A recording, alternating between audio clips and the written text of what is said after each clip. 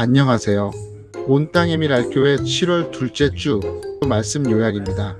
본문 말씀은 마가복음 10장 17절부터 22절까지이며 말씀의 제목은 오해입니다. 우리는 살아가면서 수많은 오해를 경험합니다.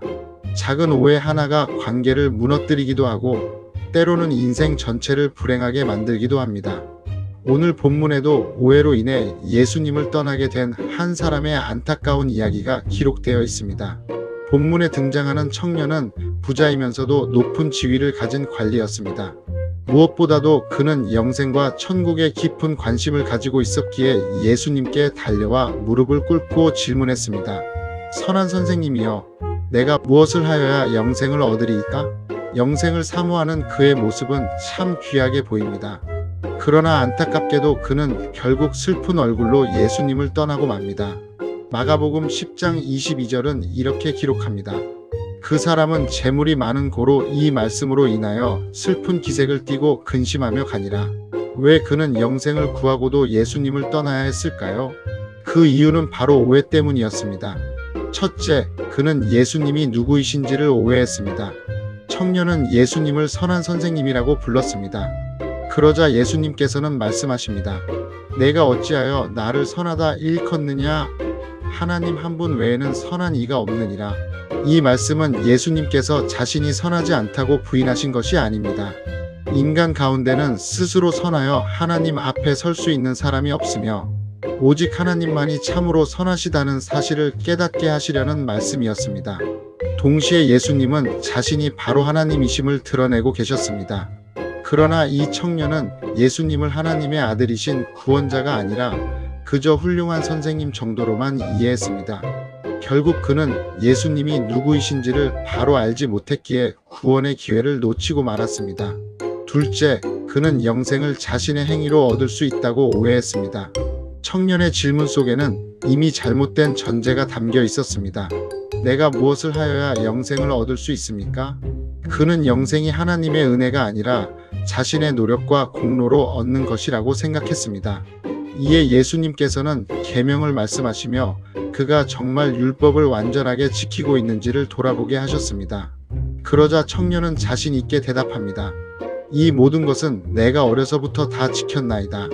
하지만 예수님께서는 그의 마음속 깊은 곳에 있는 탐심을 드러내시기 위해 말씀하셨습니다.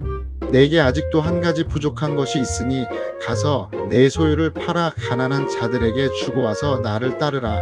예수님의 목적은 재산을 모두 팔라는 명령 자체가 아니라 청년이 자신의 의로는 결코 구원에 이를 수 없음을 깨닫게 하시는 데 있었습니다. 이 장면을 지켜보던 제자들도 놀라며 질문합니다. 그런즉 누가 구원을 얻을 수 있습니까? 예수님께서는 분명하게 대답하십니다. 사람으로는 할 수 없으되 하나님으로는 그렇지 아니하니 하나님으로서는 다 하실 수 있느니라. 구원은 인간의 행위나 공로로 얻는 것이 아닙니다.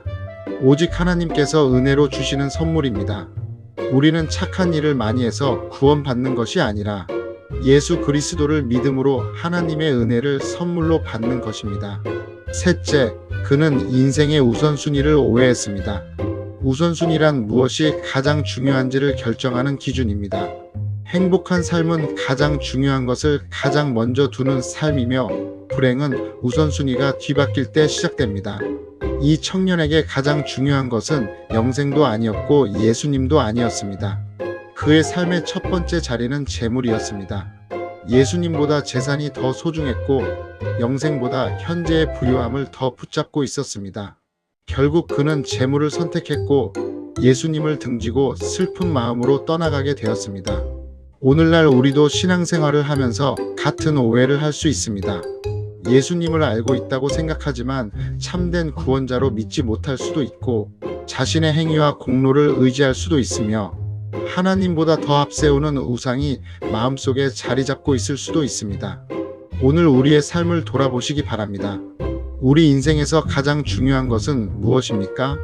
예수님보다 더 앞서는 것이 있지는 않습니까? 아직 예수 그리스도를 인격적으로 만나지 못했다면 오늘 우선순위를 다시 세우시기 바랍니다. 예수님을 삶의 가장 첫 자리에 모시고 하나님의 은혜 안에 거하는 삶을 살아가는 우리 모두가 되기를 주님의 이름으로 축원합니다. 감사합니다.